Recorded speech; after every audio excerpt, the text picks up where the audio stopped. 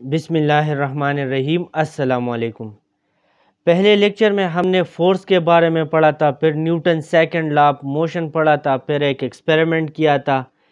तो आज हम linear momentum of A particle पे डिस्कशन करेंगे और फिर rate of change of linear momentum पे डिस्कशन करेंगे और फिर मोमेंटम और जो न्यूटन सेकंड लॉ है उसको रिलेट करेंगे कि how what is the statement of Newton second law in terms of momentum. So पहले सेकंड इक्वेशन ऑफ मोशन से हमने किया that summation of forces is equal to M A. Next, अब मुझे पता है acceleration is equal to rate of change of velocity, so A is equal to D V by D T. तो मैं A की जगह लिख सकता हूँ D V by D T, तो इसकी जगह मैं लिख सकता हूँ M D V divided by D T. Next, अब M is constant. Previous experiment से हमने कहा था कि एम इज़ कांस्टेंट। जब m कांस्टेंट है तो इस m को मैं इस डेरिवेटिव के अंदर लिख सकता हूँ। तो मैं लिख सकता हूँ summation of f is equal to D by D T. सिर्फ मैंने क्या किया कि वो कांस्टेंट वैल्यू मैंने डेरिवेटिव के अंदर कर ली। तो मैं लिख सकता हूँ डेरिवेटिव ऑफ एम वी, या m को मैं बाहर लिख सकता हूँ या अंदर लिख सकता हूँ, लेकिन m को अंदर लिखने का मेरा एक मकसद है। अब यहाँ पे आप देख ले एम वी आ गई और आप रिकॉल कर ले अपनी मैट्रिक और एफएसी की नॉलेज को या कंसेप्ट को कि हमने कहा था कि the product of mass and velocity is called momentum और linear momentum of the particle.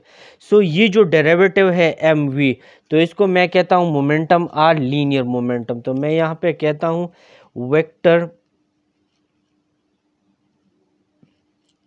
M V is called momentum or linear momentum or linear momentum।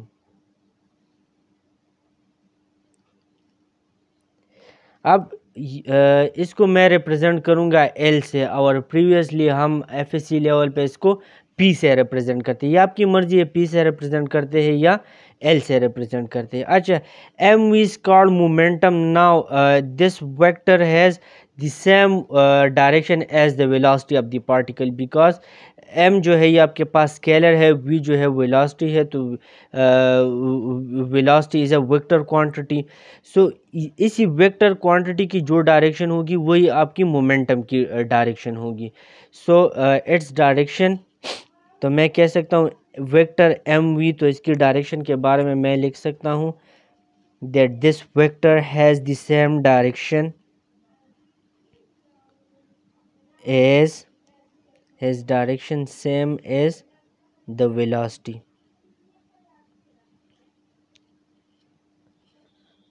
Next जी, अब आप यहाँ पे मैं इसको लिखता हूँ इक्वेशन नंबर 1। अब वेक्टर एम यू मोमेंटम है और इसकी एक और डिफिनीशन भी हमने की थी कि the quantity of motion present in a body is called momentum. So the quantity of motion, तो ये velocity quantity of motion present in a body, तो ये इस बॉडी मास में जो वेलोसिटी जो क्वांटिटी ऑफ मोशन होगी उसको हम मोमेंटम कहेंगे। अच्छा, फिर आप इक्वेशन नंबर 1 को देख लें। तो इक्वेशन नंबर 1 आपसे क्या कह रहा है कि the resultant of the forces acting on the particle is equal to the rate of change of linear momentum of the particle. और जिस तरह ये न्यूटन सेकंड लॉ है, summation F is equal to M A, तो ये एक और form आ गई न्यूटन सेकंड लॉ की। तो मैं लिख सकता हूँ न्यूटन सेकंड लॉ की दूसरी स्टेटमेंट, सेकंड स्टेटमेंट या other statement of Newton's second law of motion. तो वो मेरे पास आ गई कि summation the resultant of the forces acting on the particle is equal to the rate of change of linear momentum. एम यू आपके पास क्या है, rate of change of linear momentum. So मैं लिख सकता हूँ equation number 1 expresses the Newton's second law of motion, and it states that the resultant of the forces acting on the particle is equal to the rate of change of the linear momentum of the particle. आप equation one को देख ले। ये आपकी क्या है, resultant of the forces, और ये एक्ट करती है एक पार्टिकल पे, and it is equal to rate of change of linear momentum, M is linear momentum of the particle. और ये क्या है, न्यूटन सेकंड लॉ की स्टेटमेंट है। एक स्टेटमेंट ये है और एक स्टेटमेंट हमारे पास इक्वेशन नंबर वन ये आ गई। अच्छा, ये हमारे पास इक्वेशन नंबर वन थी, summation of F is equal to D by D T into M V. अब मुझे पता है M V it is equal to momentum.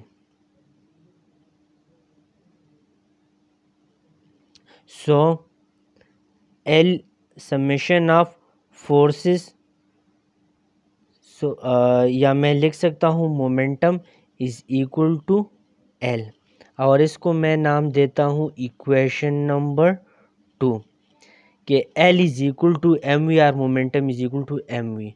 और फिर मैं नेक्स्ट लिखता हूँ summation of forces is equal to, यहाँ पे देख ले ये डी बाई डी टी अब एम वी है, या मैं लिख सकता हूँ D by D T of momentum is equal to L dot.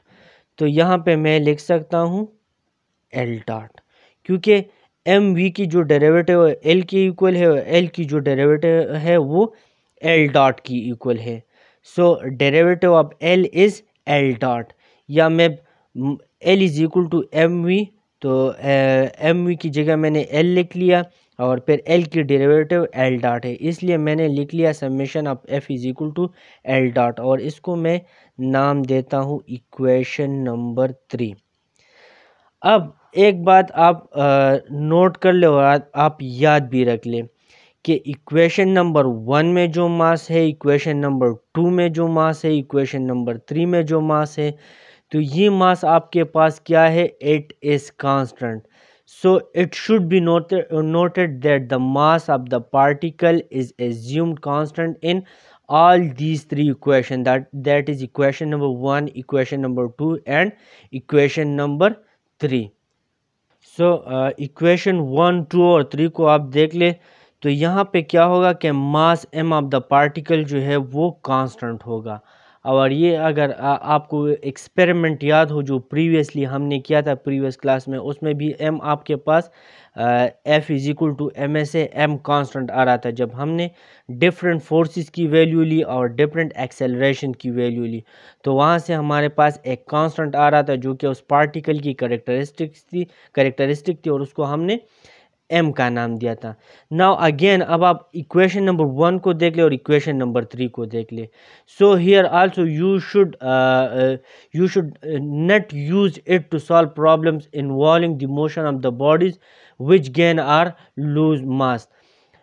अगर आप रॉकेट की मिसाल ले ले, तो रॉकेट ऊपर जा रही है तो उसका मास कॉन्स्टेंटली कम हो रहा है, क्योंकि फ्यूल जो है वो बर्न हो रहा है और इन द फॉर्म ऑफ कि वो कंबशन प्रोसेस हो रहा है, तो जो फ्यूल है वो बर्न हो रहा है, तो इसी वजह से उसका मास कम हो रहा है।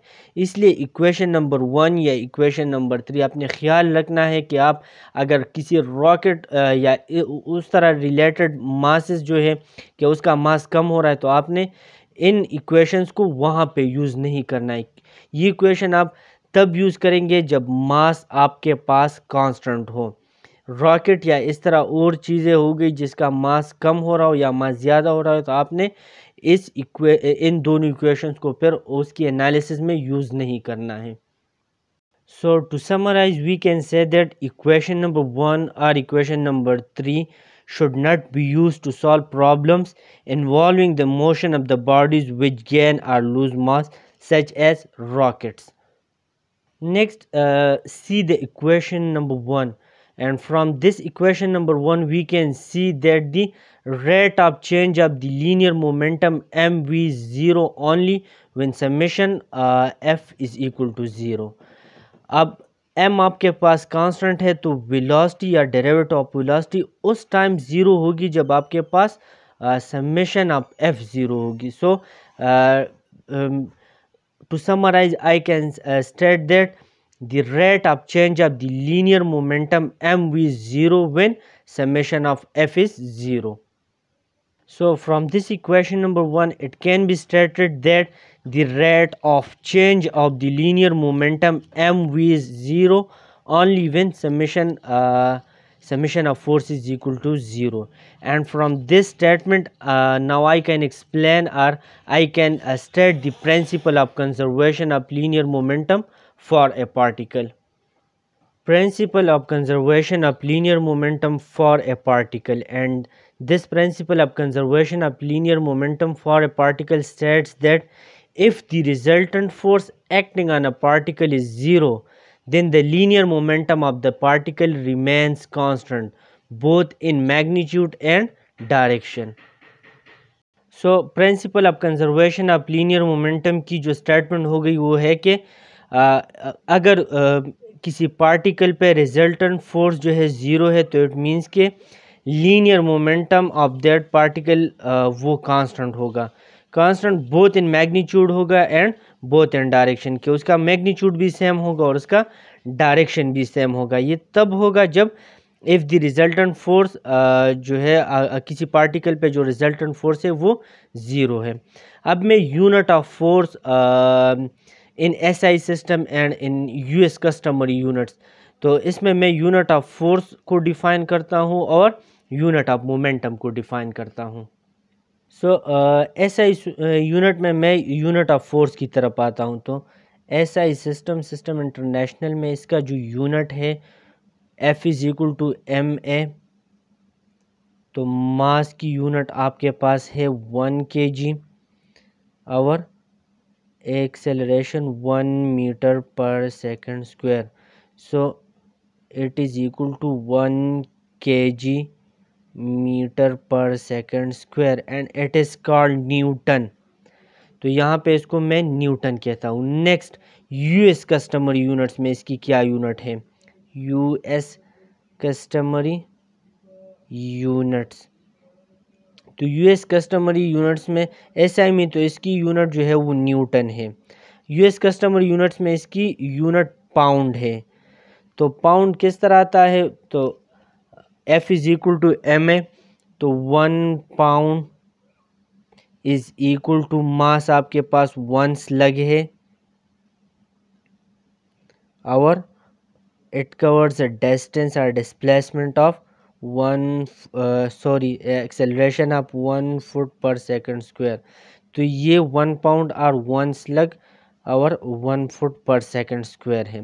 नाउ यूनिट ऑफ जो मोमेंटम की यूनिट है, unit of momentum L.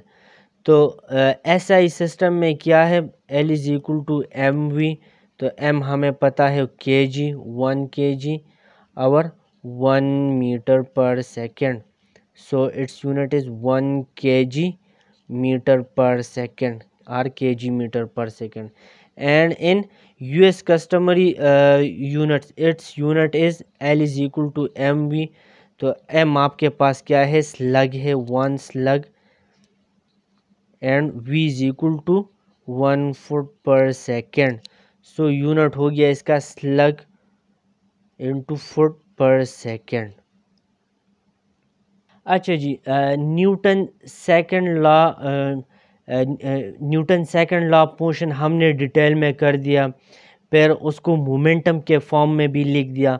Next अब मैं चाहता हूँ कि इससे मैं इक्वेशंस ऑफ मोशंस डिराइव कर दूँ, क्योंकि अगले जो स्टेप्स है या अगले जो एग्जांपल्स या प्रॉब्लम्स आएंगे, रियल वर्ल्ड प्रॉब्लम्स होंगे, तो उसमें हमें इक्वेशंस ऑफ मोशंस चाहिए फोर्स से.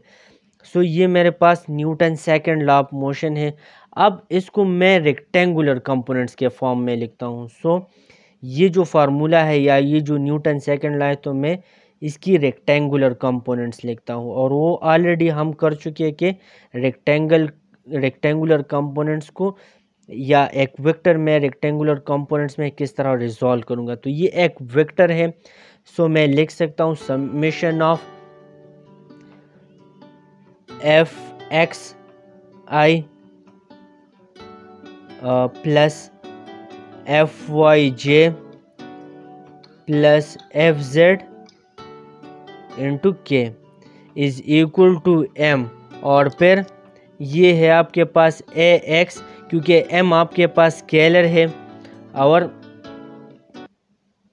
एम आपके पास क्या है, स्केलर है, और A X I unit vector plus A J A Y J unit vector plus A Z K unit vector. तो अब ये क्या है, रेक्टेंगुलर कंपोनेंट्स में मैंने रिजॉल्व कर दी। ये आपके पास फोर्स एक वेक्टर कंपोनेंट है, इसलिए मैंने इसको लिख दिया F X I F Y J F Z K, और ये समेशन है।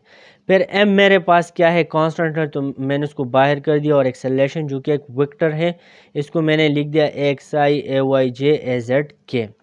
नेक्स्ट अब मैं क्या करता हूँ कि ये जो एफ एक्स आई है it is equal to M A X, means कि एक्स कंपोनेंट को अलग करता हूँ, वाई कंपोनेंट को अलग करता हूँ, और जेड कंपोनेंट को अलग करता हूँ। सो मेरा नेक्स्ट टास्क है summation F of X is equal to M A x.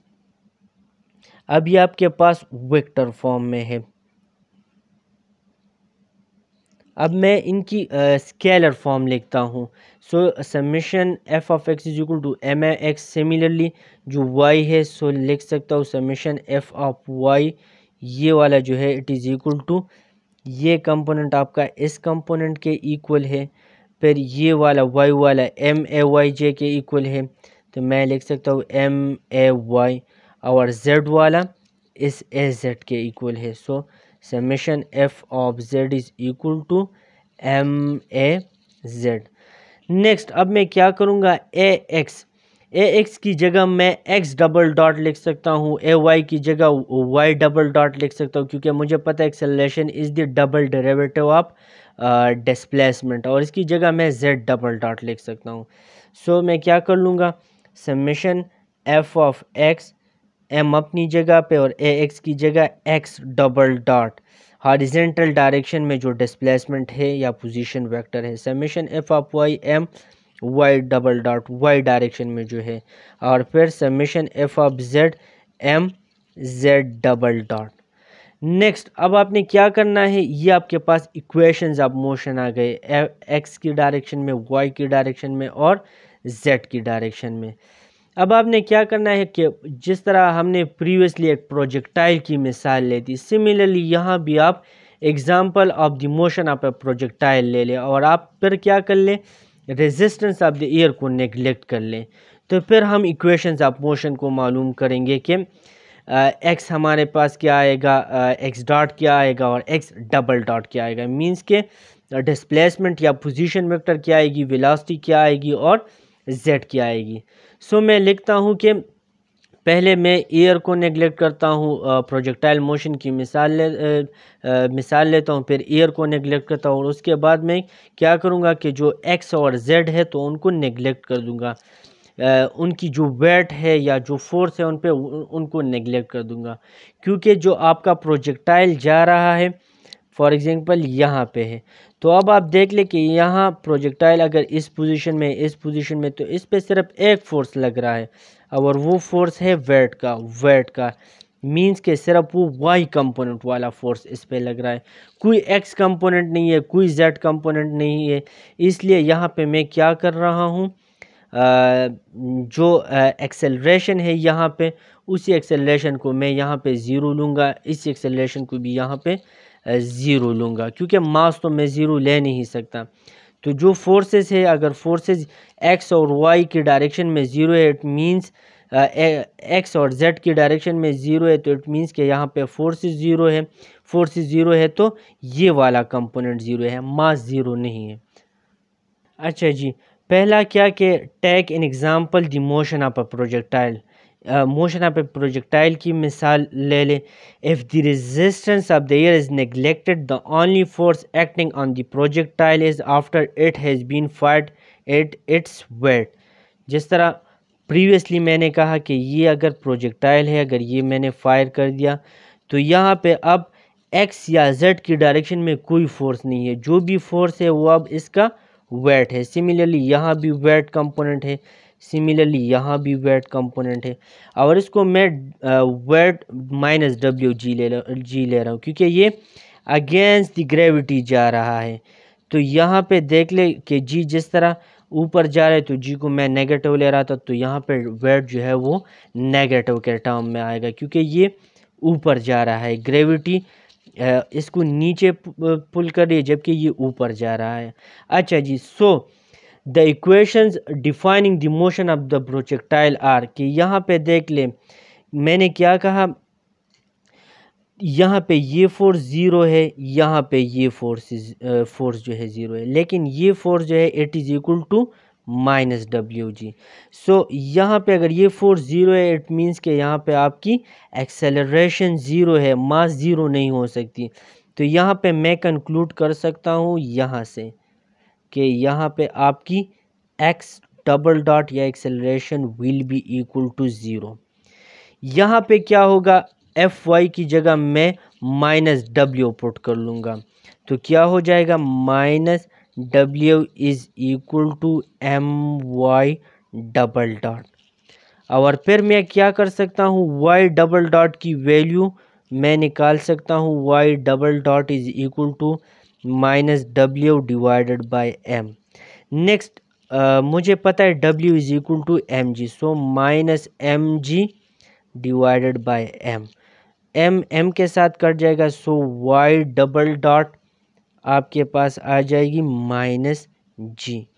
तो आपके पास एक इक्वेशन ये आ गई, एक इक्वेशन ये आ गई। नेक्स्ट अब आपने क्या करना है, इसको देख लें, ये ज़ीरो है तो जेड डबल डॉट ज़ीरो हो जाएगा क्योंकि एम ज़ीरो नहीं हो सकता। सो थर्ड इक्वेशन ये आ गई। अब एक acceleration in X direction zero, acceleration in Z direction zero and acceleration in vertical direction in Y direction is equal to minus G. और आपको पता है G is equal to 9.81 metre per second square, or it is equal to 32.2 foot per second square. Now अब हमने क्या करना है, ये इक्वेशंस अब आपके पास आ गए। एक ये है एक्सेलरेशन के लिए, एक इक्वेशन ये आ गया, एक इक्वेशन ये आ गया।